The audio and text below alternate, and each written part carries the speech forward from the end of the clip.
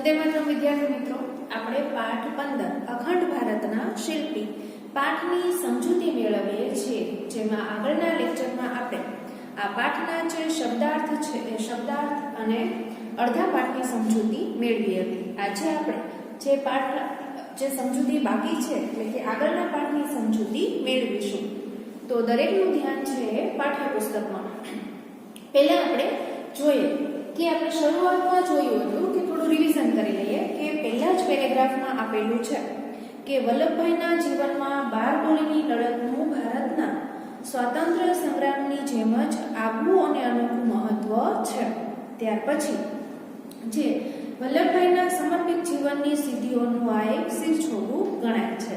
ત્યાર પછી આપણે જોયું હતું કે બારડોલીની જે લડત છે એ લડતમાં એમને એક પ્રસંગે કોઈકના મોંમાંથી વલ્લભભાઈ પટેલ એમના માટે ખેડૂતોના સરદાર એવો ઉદ્ગાર નીકળી ગયો હતો અને જેમણે આ ઉદ્ગાર છે એ સાંભળેલો તેમણે ઉપાડી લીધો હતો. તેઓ સ્વાભાવિક રીતે ખેડૂતોના સરદાર તરીકે ઓળખાવા લાગ્યા હતા. એ સ્વાભાવિક રીતે જ ખેડૂતોના સરદાર તરીકે ઓળખાવા લાગ્યા હતા. હવે બારડોલીની જે લડત છે એ લડતનો સમગ્ર જે દોર છે એ વલ્લભભાઈના હાથમાં હતો. ત્યારે હવે એક સમય જે લડત ચાલતી હતી, લડત વેળાએ એક સમયે ગાંધીજી છે એ ગાંધીજી ત્યાં આવ્યા હતા અને ત્યાં તેમને ભાષણ કરવાની વિનંતી કરવામાં આવી હતી. પરંતુ તેમણે ના પાડીને શું કહ્યું હતું કે કહ્યું હતું કે અહીંના જે સરદાર છે એ વલ્લભભાઈ છે, એટલે તેઓ એકલા જ ભાષણ કરી શકે. આમ ગાંધીજીએ વલ્લભભાઈને રીતસરનું સરદારનું બિરુદ આપ્યું હતું. પછી તો તેઓ માત્ર ખેડૂતોના સરદાર ન રહેતા સમગ્ર દેશના લોકહૈયામાં સરદારનું માનભર્યું સ્થાન પામ્યા હતા. એને પછી આપણે વલ્લભભાઈનો જે જન્મ છે એની વાત કરીએ તો વલ્લભભાઈનો જન્મ એમના મોસાળ નડિયાદમાં 31/10/1875 રોજ થયો હતો.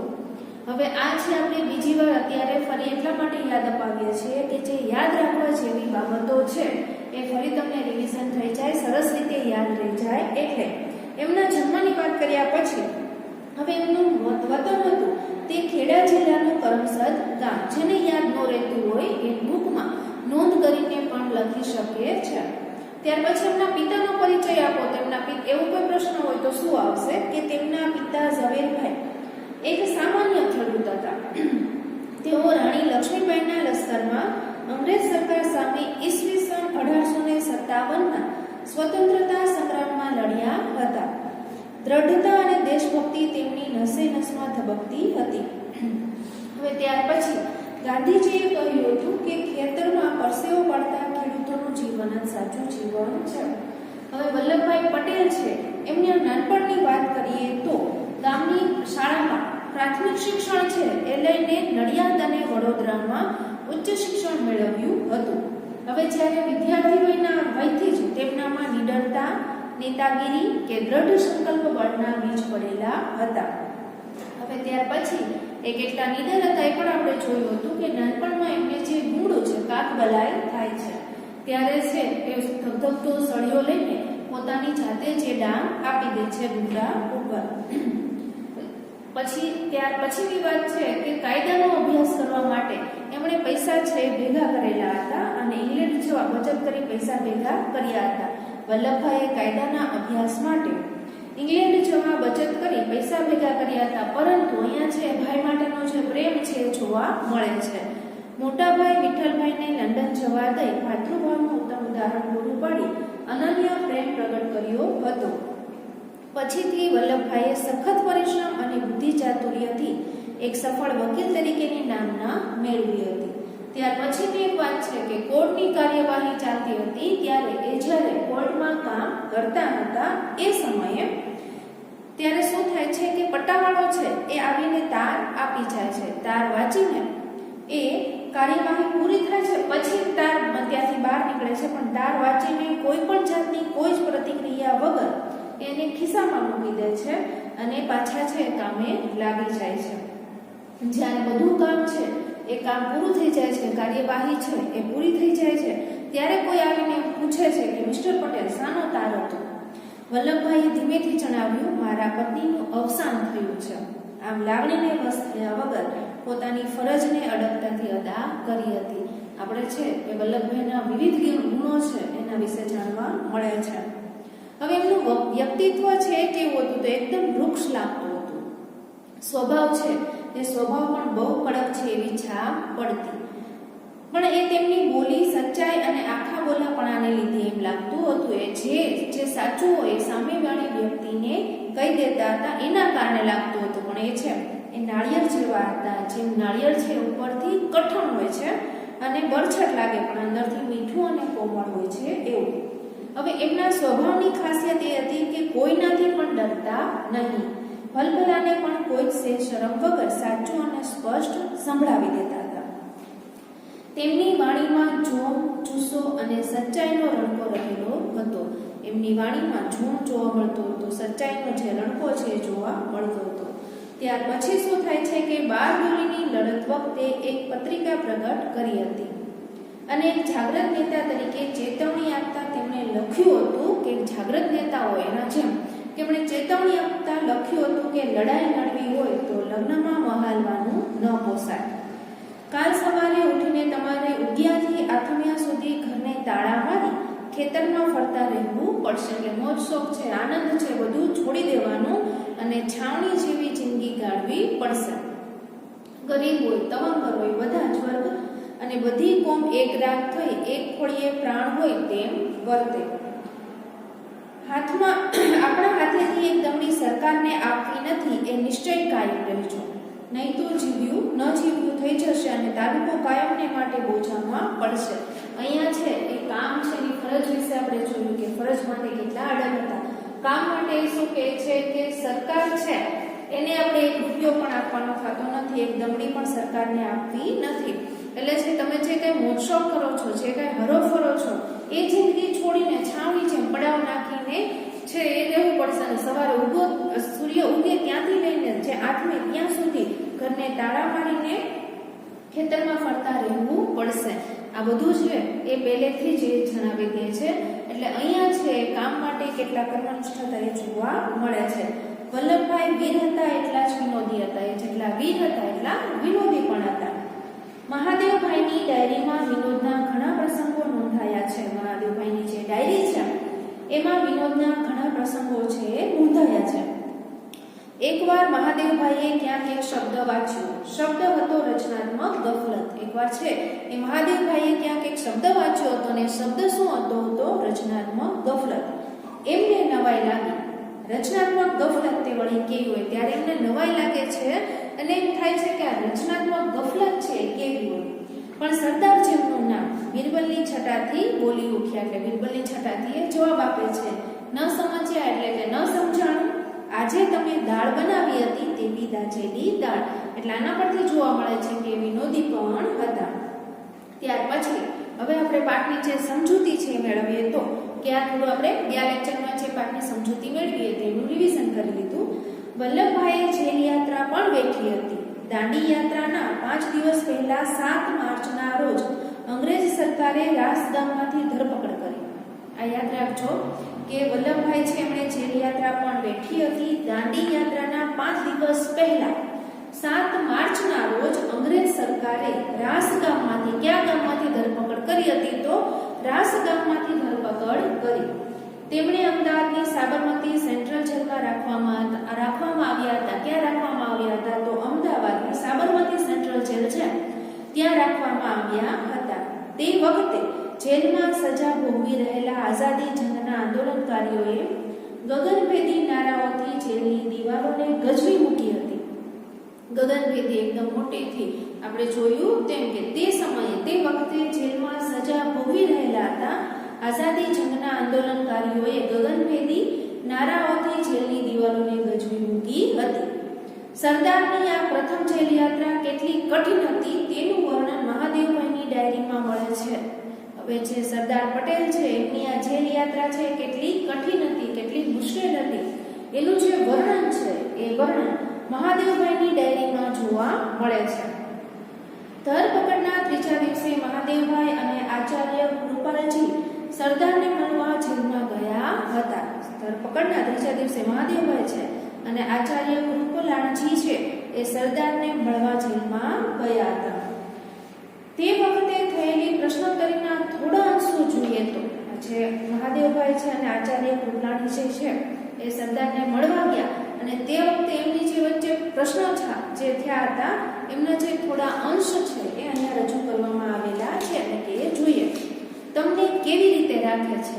ત્યારે જે વાત થઈ હતી, જે પ્રશ્નો થયા હતા કે તમને કેવી રીતે રાખે છે? ચોર લૂંટારાની જેમ મને રાખે છે. સુવાને માટે શું? એક કાળો કામળો છે એની ઉપર આળોટીએ છીએ. ખોરાકનું કેમ છે? ખોરાકનું તો શું પૂછું? બપોરે કંઈક જાડા રોટલા અને દાળ, સાંજે રોટલા અને શાક એમ આપે છે. ઘોડાને ખપે તેવું જ હોય છે. અહીંયા છે એ કેટલું કઠિન હતું, કેટલું મુશ્કેલ હતું એ આપણને જોવા મળે છે. કે પહેલા તો કે તમને કેવી રીતે રાખવામાં આવે છે, કે કઈ રીતે રાખે છે ત્યાં, તો જે ચોર લૂંટારાને રાખતા હોય એવી રીતે રાખતા હતા. સુવા માટેની શું વ્યવસ્થા છે? તો એક કાળો કામળો છે એની ઉપર આળોટીએ છીએ. ખોરાક માટેનું પૂછે છે કે ખોરાકનું કેમ છે? તો ખોરાકનું તો શું પૂછવું? બપોરે કંઈક જાડા રોટલા અને દાળ, બપોરે છે એ જાડા રોટલા અને દાળ આપતા હતા અને સાંજે રોટલા અને શાક એમ આપે છે, જે ઘોડાને ખપે તેવું જ હોય છે. આઝાદી કાજે આપણા દેશ નેતાઓએ કેવી અને કેટલી યાતનાઓ વેઠી હતી તેની માત્ર એક ઝલક છે. સાબરમતી જેલમાં જ્યાં સરદારને કેદ રાખવામાં આવ્યા હતા તે વિભાગને સરદાર સ્મૃતિ વિભાગ તરીકે ઓળખવામાં આવે છે. ફરી આ નોંધ કરવું હોય તો નોંધ કરી લેજો કે સાબરમતી જેલમાં જ્યાં સરદારને કેદ રાખવામાં આવ્યા હતા તે વિભાગને સરદાર સ્મૃતિ વિભાગ તરીકે ઓળખવામાં આવે છે. અને કોણ કોણ એમને જેલમાં મળવા ગયું હતું તો શું આવશે? મહાદેવભાઈ અને આચાર્ય કૃપલાણીજી છે એ સરદારને મળવા જેલમાં ગયા હતા અને તે વખતે જે પ્રશ્નો છે થયા હતા, થયેલી પ્રશ્નોત્તરીના થોડા અંશો છે આપણને અહીંયા આપેલા છે અને એના ઉપરથી ખબર પડે છે કે કેટલો કઠિન સમય હતો. રાજાઓના તાજ મુકાવ્યા ધન્ય વીર વલ્લભ સરદાર. આપણા એક કવિએ આમ વલ્લભભાઈને વીરનું વિશેષણ આપ્યું છે. જે કવિ છે એમણે વલ્લભભાઈને વીરનું વિશેષણ આપીને શું કહ્યું છે કે રાજાઓના તાજ મુકાવ્યા ધન્ય વીર વલ્લભ સરદાર. આપણા એક કવિએ આમ વલ્લભભાઈને વીરનું વિશેષણ આપ્યું. વલ્લભભાઈને મળેલા વિશેષણોની યાદી લાંબી થાય તેમ છે. એમને જે વિશેષણોની જે યાદી છે એમને મળેલા છે એ લાંબી થાય એમ છે. તેઓ લોખંડી પુરુષ તરીકે જાણીતા છે. તેઓ છે એ લોખંડી પુરુષ તરીકે જાણીતા છે. આપણી રાષ્ટ્રભાષાના કવિ હરિવંશરાય બચ્ચને સરદાર માટે અદ્ભુત કવિતાની રચના કરી છે. આપણી રાષ્ટ્રભાષાના કવિ હરિવંશરાય બચ્ચન છે એમણે સરદાર માટે જે કવિતા છે એ રચના કરી છે. हरेक पक्ष को पटेल तोलता, हरेक भेद को पटेल खोलता, दुरावियां छिपाव से इसे गरज, कठोर नग्न सत्य बोलता, पटेल हिंद की निडर जबान है. सरदार जन समुदायની નાડના ભારે પારખું હતા. જે સરદાર છે એ જન સમુદાય હોય એ નાડના ભારે પારખું હતા. લોક સમુદાય પર તેમની જબરદસ્ત પકડ હતી, જેને લીધે સંગઠન અને સંચાલનમાં તેમના બુદ્ધિ ચાતુર્યના દર્શન થયા હતા. લોકોને થતા અન્યાય અને દમન સામેની લડતમાં તેઓ હંમેશા અગ્રેસર રહેતા હતા. જે લોકો હોય, જન સમુદાય હોય એમની નાડના પારખું હતા અને લોક સમુદાય પર તેમની પકડ છે એકદમ જબરદસ્ત હતી. જેના લીધે શું હતું કે સંગઠન અને સંચાલનમાં તેમના બુદ્ધિ ચાતુર્યના દર્શન જોવા મળે છે, એટલે કે દર્શન થતા હતા. લોકોને થતા અન્યાય અને દમન સામેની લડતમાં તેઓ હંમેશા અગ્રેસર રહેતા હતા.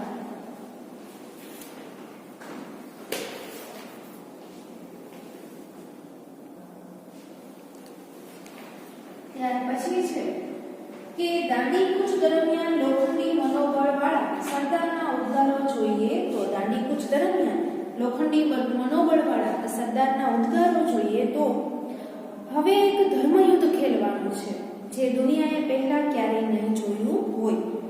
બધા ગુજરાતીઓને ટકોરા મારીને કહી દો કે મૃત્યુનો ભય હોય તે જાત્રાએ જતા રહે, પૈસા હોય તે પાલવે તો દેશ પલાયન થાય, શરમાવું પડે તેવું કોઈ જ કામ સાચું ગુજરાતી નહીં કરે.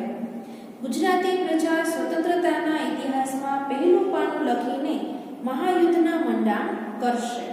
પ્રભુ સૌનું કલ્યાણ કરે, ઈશ્વર સૌને સહાય કરે. અહીંયા છે આ પેરેગ્રાફમાં જોવા મળે છે કે દાંડીકૂચ દરમિયાન લોખંડી મનોબળ વાળા જે સરદારના ઉદ્ગારો જોઈએ તો એમણે શું કહ્યું હતું કે હવે એક ધર્મયુદ્ધ ખેલાવાનું છે કે જે દુનિયામાં પહેલા ક્યારેય નહીં જોયું હોય. બધા ગુજરાતીઓને ટકોરા મારીને કહી દઉં કે જે ગુજરાતીઓ છે એમને જણાવે છે કે મૃત્યુનો ભય હોય તે જાત્રાએ જતા રહે. જેને મૃત્યુ છે, મોતથી બીક લાગતી હોય, ડર લાગતો હોય, એ લોકો જાત્રાએ જતા રહે. પૈસા હોય તે પાલવે તો દેશ પલાયન થાય. શરમાવું પડે તેવું કોઈ જ કામ સાચો ગુજરાતી નહીં કરે. એટલે શરમાવું પડે એવું કોઈ કામ છે સાચો ગુજરાતી કરશે નહીં. ગુજરાતી પ્રજા સ્વતંત્રતાના ઇતિહાસમાં પહેલું પાનું લખીને મહાયુદ્ધના મંડાણ કરશે. પ્રભુ છે એ સૌનું કલ્યાણ કરે ને સૌને સહાય કરે. સરદાર એટલે આપણા દેશની ત્રિમૂર્તિ, ગાંધી, સરદાર અને જવાહરલાલ નહેરુ પૈકીની એક મૂર્તિ. એટલે એમ કહે છે કે સરદાર એટલે આપણા દેશની જે ત્રિમૂર્તિ છે, ગાંધી છે, સરદાર અને જવાહરલાલ નહેરુ છે, પૈકીની એક મૂર્તિ. એ યુગના આ ત્રણેય પ્રખર દેશભક્તો, એ સમયના એ યુગના આ ત્રણે ત્રણ છે પ્રખર દેશભક્તો. ગાંધીજીએ સત્યને જ આરાધ્યું. ગાંધીજી છે એમણે સત્યને જ આરાધ્યું. સરદારે પાવિત્ર્ય અને નહેરુએ સૌંદર્યનું મહિમાગાન કર્યું. સરદાર છે એમણે પાવિત્ર્ય અને નહેરુએ સૌંદર્યનું મહિમાગાન કર્યું. સરદારના ગુરુ ગાંધીજી હતા. સરદારના ગુરુ કોણ હતા? તો ગાંધીજી હતા. સરદારના નૈતિકતા, દ્રઢ મનોબળ અને વ્યવહારુપણાના અનેક ઉદાહરણો ઇતિહાસના સોનેરી પાને લખાઈને પડ્યા છે. સરદાર પટેલના નૈતિકતાના, દ્રઢ મનોબળના અને વ્યવહારુપણાના જે ઉદાહરણો છે એવા અનેક ઉદાહરણો છે ઇતિહાસના સોનેરી પાને લખાઈને પડ્યા છે.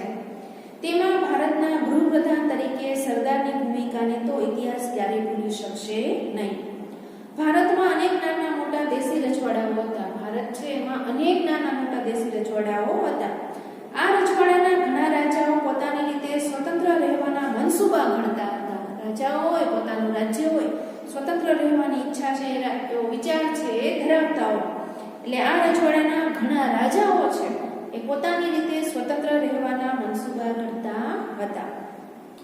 તે રાજ્યોના વિલીનીકરણની કપરી અને મહત્વની જવાબદારી સરદારના સિરે આવી હતી. હવે જે રાજ્યોનું વિલીનીકરણની કપરી છે, જવાબદારી છે, એ મહત્વની જવાબદારી કોના ઉપર હતી? તો એ સરદારના સિરે આવી હતી. રાજાઓ હોય પોતાનું રાજપાટ છે છોડવા તૈયાર ન થતા હોય, ઘણા છે સામેથી આપી દેતા હોય. આ કાર્ય ખૂબ જ મુશ્કેલ હતું અને આ કામ છે ખરેખર અઘરું હતું. છતાં પણ તેમણે પુનઃપૂર્વક પાર પાડ્યું. કામ છે પુનઃપૂર્વક પાર પાડ્યું હતું. જ્યાં સમજાવટથી કામ ચાલ્યું ત્યાં તેમ કર્યું, પણ જ્યાં કડક હાથે કામ લેવાનું બન્યું ત્યાં કડક છે પણ દાખવ્યું. એટલે જ્યાં સમજાવટથી કામ થતું હોય ત્યાં એમણે કઈ બીજું કર્યું નહોતું. તો સમજાવટથી કામ પતતું હોય તો એ રીતે કામ કર્યું, પણ જ્યાં સમજાવટથી કામ નહોતું થતું ત્યાં કડક સાથે કામ લેવાનું બન્યું ત્યાં કડક પણ દાખવ્યું. ભારતના તમામ રાજ્યોને લોકશાહી સરકારના માળખામાં સામેલ કરી રાજાશાહીને નાબૂદ કરી હતી અને રાજાશાહીનો વિકલ્પ પૂરો પાડ્યો હતો. આમ દેશને અખંડતા બક્ષીને તેઓ અખંડ ભારતના શિલ્પી કહેવાયા. અને આમ છે અને દેશને અખંડતા બક્ષીને એ અખંડ ભારતના શિલ્પી કહેવાયા. હવે વિલીનીકરણ થતું હોય એટલે રાજાઓ છે એ ઘણા રાજાઓ છે પોતાની રીતે સ્વતંત્ર રીતે રહેવા માંગતા હતા, પણ દેશ માટે છે અને આ અઘરું કામ છે પાર પાડ્યું. અને જ્યાં સમજાવટથી કામ થતું ત્યાં સમજાવટથી કામ કર્યું અને જ્યાં કડક પગલાં લેવા પડે ત્યાં એ રીતે અને દેશને અખંડતા એમને બક્ષી અને અખંડ ભારતના શિલ્પી એ કહેવાયા. વિનોબા લખે છે સરદાર સ્પષ્ટ બોલતા હતા. સરદાર છે એ સ્પષ્ટ બોલતા હતા. પ્રહાર કરતા કે ડરતા નહીં. એ ડરતા નહીં, નીડર હતા. બાળપણથી જે આપણે પાઠની શરૂઆતમાં જોયું.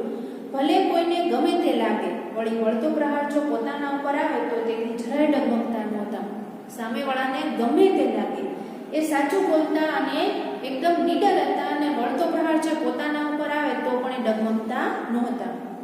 ગાંધીજીના અંગત સચિવ મહાદેવભાઈ દેસાઈ સરદાર માટે લખે છે, ખેડૂતોની ભાષામાં બોલતા સરદારની આંખોમાં અંગારા જેવી ચમક દેખાતી અને વિરોધીઓનો વિનાશ કરી નાખે તેવી આંધીનું સર્જન તેમની વાણીમાં થતું. હવે ગાંધીજીના અંગત સચિવ છે મહાદેવભાઈ દેસાઈ સરદાર માટે શું લખે છે કે ખેડૂતોની ભાષામાં બોલતા સરદારની આંખોમાં અંગારા જેવી ચમક હતી, એ ચમક જોવા મળતી હતી અને વિરોધીઓનો વિનાશ કરી નાખે એવી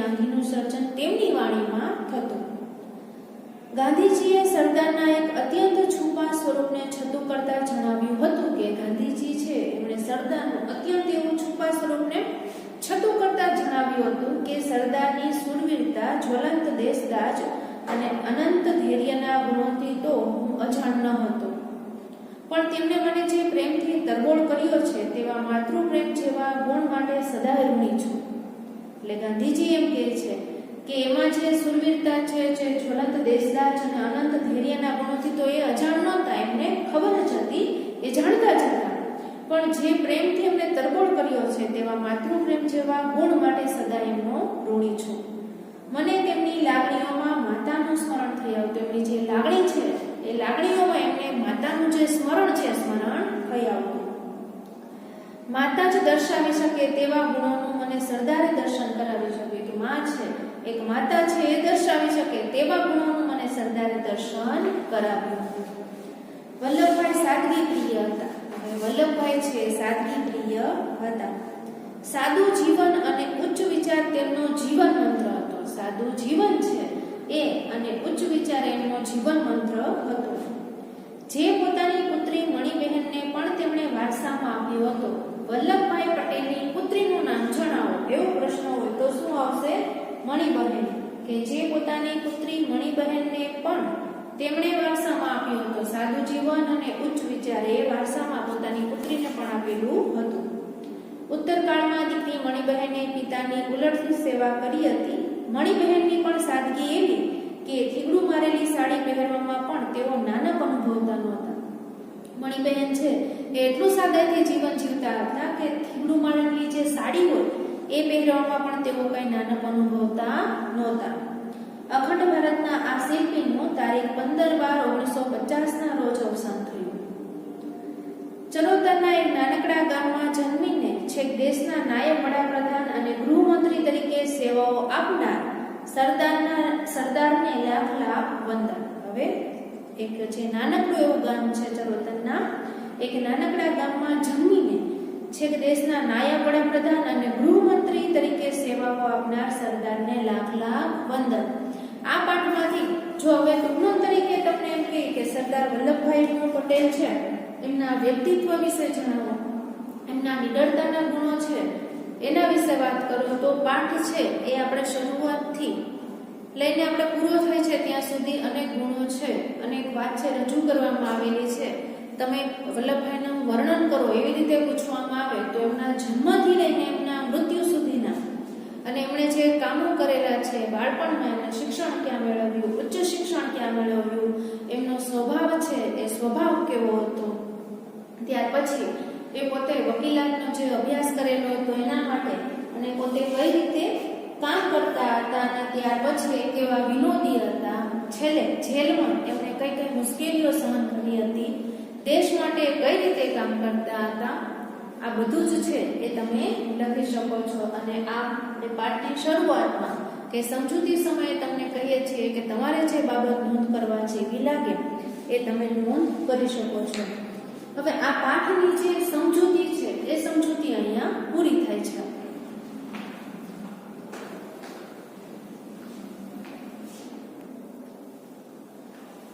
પણ પાઠની સમજૂતી પૂરી થયા પછી આજનું તમારું હોમવર્ક છે એ હોમવર્ક એ રહેશે કે આ પાઠ છે ફરી એકવાર તમારે વાંચી જવાનો અને સાથે સાથે જે નોંધ કરવા જેવી બાબતો છે એ ફરી એકવાર હું વાંચી જાઉં છું, ધ્યાન આપજો.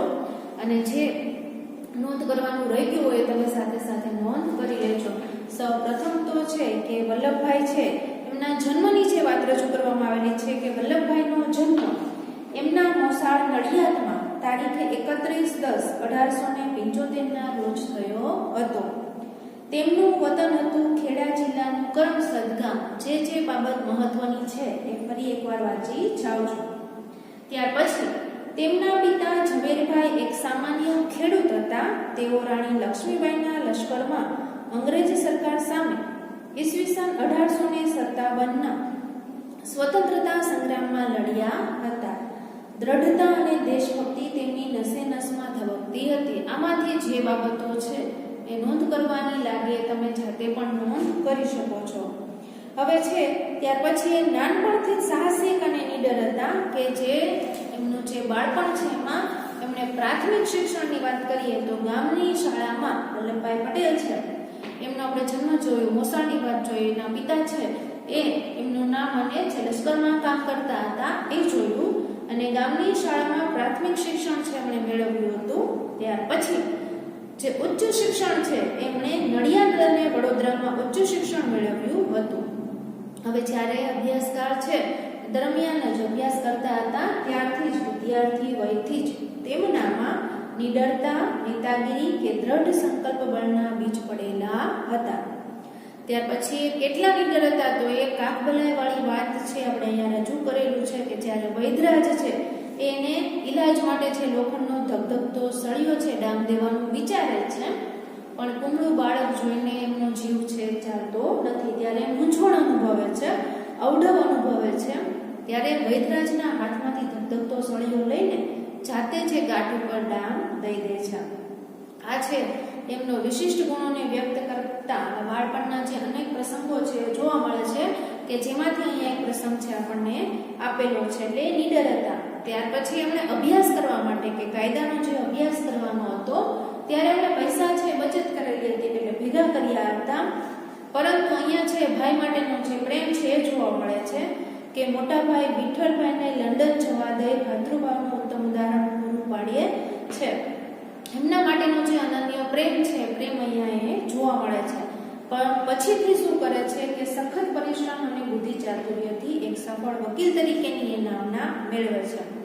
હવે કામ છે પોતાની ફરજ છે કઈ રીતે બજાવતા હતા કે કામ કઈ રીતે કરતા હતા કે એકવાર શું થાય છે કે કોર્ટની કાર્યવાહી સમય જે ચાલતી હતી એ સમય દરમિયાન જ પ્યુન આવે છે અને એક તાર આપી જાય કે જેમાં લખેલું હોય છે કે એમની જે પત્ની છે એમનું અવસાન થઈ ગયું છે. એ વાંચીને ખિસ્સામાં મૂકી દે છે તાર, અને જ્યારે કાર્યવાહી પૂરી થાય છે ત્યારે કોઈ આવીને પૂછે છે કે મિસ્ટર પટેલ શાનો તાર હતો? ત્યારે ધીમેથી જણાવે છે કે પત્નીનું અવસાન થયું છે. અહીંયા છે લાગણીને વશ નથી થતા પણ પોતાની ફરજને અડગતાથી અદા કરે છે. એમનું વ્યક્તિત્વ છે, એમનો સ્વભાવ છે એના વિશે વાત કરવામાં આવેલી છે કે જોનારને તો વલ્લભભાઈનું વ્યક્તિત્વ છે કોઈ જોવે તો એનું વ્યક્તિત્વ એકદમ વૃક્ષ લાગતું હતું, કે સ્વભાવ છે પણ કડક લાગતો હતો. એ છે શું કામ એમ કે સાચું બોલવાવાળા હતા, પોતાનું જે આખા બોલાપણું છે એના લીધે, પણ હકીકતમાં કેવા હતા તો નાળિયેર જેવા હતા કે ઉપરથી કઠણ અને બરછટ લાગે પણ અંદરથી મીઠું અને કોમળ હોય છે. આ એમના સ્વભાવની ખાસિયત હતી. ક્યારેય કોઈથી ડરતા નહીં અને જે સામેવાળાને કોઈ પણ શરમ વગર એ સાચું કહી દેતા હતા. ત્યાર પછી એ વિનોદી પણ હતા કે જે આપણે જોવા મળે છે કે દાજેલી દાળવાળી વાત છે અહીંયા રજૂ કરવામાં આવેલી છે. જેલમાં હતા ત્યારે તો વલ્લભભાઈ પટેલ છે એમને જેલ યાત્રા પણ બેઠી હતી. દાંડી યાત્રાના 5 દિવસ પહેલા 7 માર્ચના રોજ અંગ્રેજ સરકારે રાસ ગામમાંથી ધરપકડ કરી હતી. કયા ગામમાંથી ધરપકડ કરી હતી તો રાસ ગામમાંથી એમની ધરપકડ કરી હતી. ક્યાં રાખવામાં આવેલા હતા તો તેમણે અમદાવાદની સાબરમતી સેન્ટ્રલ જેલમાં રાખવામાં આવ્યા હતા.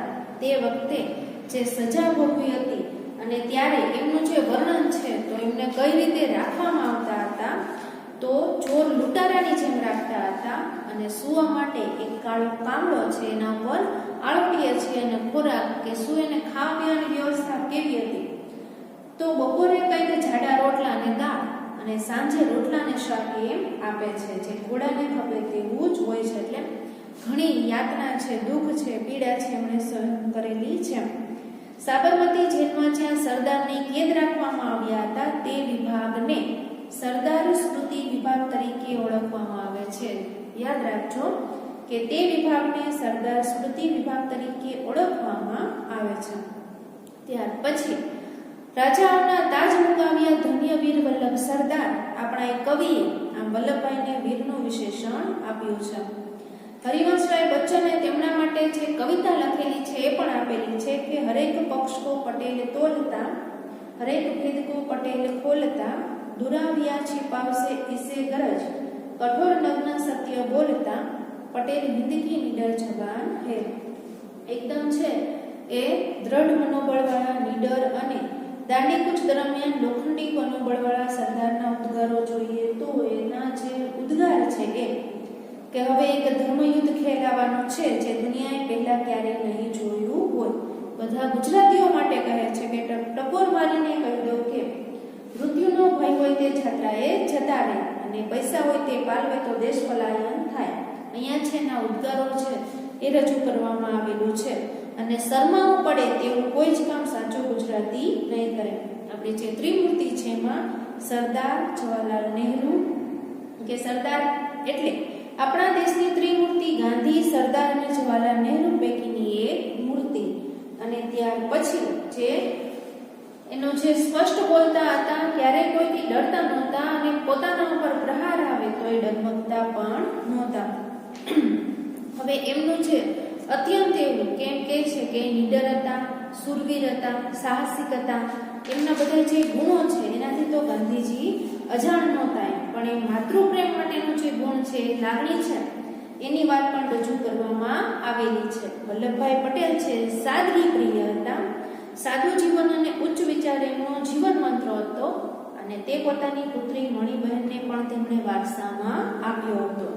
હવે મણિબહેન પોતાની જે દીકરી છે એમને પણ એ કે સાદું જીવન અને ઉચ્ચ વિચાર, અને મણિબહેન છે એ પણ કેવા કે ઉત્તરકાળમાં દીકરી મણિબહેને પિતાની ઉલટથી સેવા કરી હતી. મણિબહેન છે કેવું જીવન જીવતા હતા કે મણિબહેનની પણ સાદગી એવી કે થીગડું મારેલી સાડી પહેરવામાં પણ તેઓ નાનપ અનુભવતા નહોતા.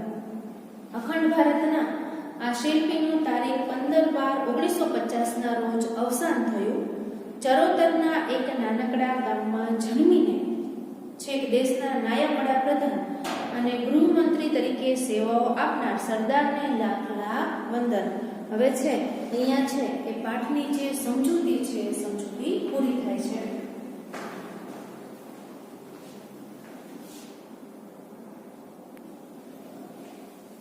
પણ આજનો તમારો હોમવર્ક છે એ હોમવર્ક એ રહેશે કે આ પાઠ છે એ ફરી એકવાર વાંચી જવાનું, કે જેથી છે આપણે રિવિઝન પણ કરાવેલું છે. અગત્યની જે મહત્વની બાબતો છે એ ફરીવાર પણ તમને સમજૂતી એની આપી અને નોંધ કરવાનું પણ કહ્યું અને હોમવર્ક છે ફરી એકવાર પાઠ વાંચી જવાનો. તો આજનો લેક્ચર છે એ આપણે અહીંયા પૂરો કરીએ છીએ.